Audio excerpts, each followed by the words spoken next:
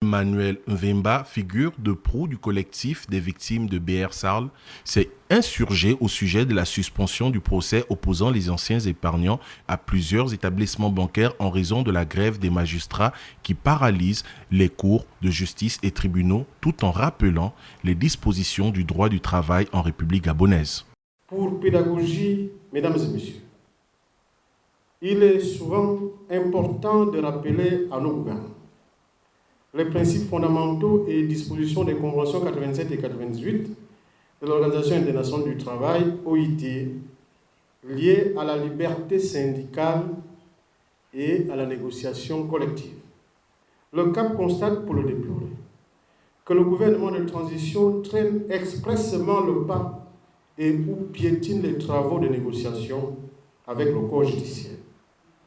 prétextant que la priorité reste aux préparatifs des élections politiques du 12 avril 2025.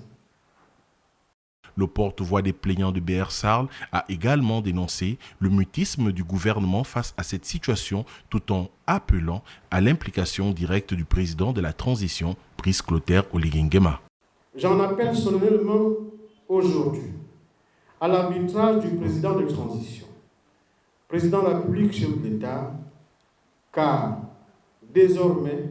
lui seul peut finalement trouver une solution parce que le gouvernement a montré ses limites. Je dis bien, le gouvernement de transition a montré ses limites à répondre favorablement aux principales revendications légitimes des magistrats et des greffiers.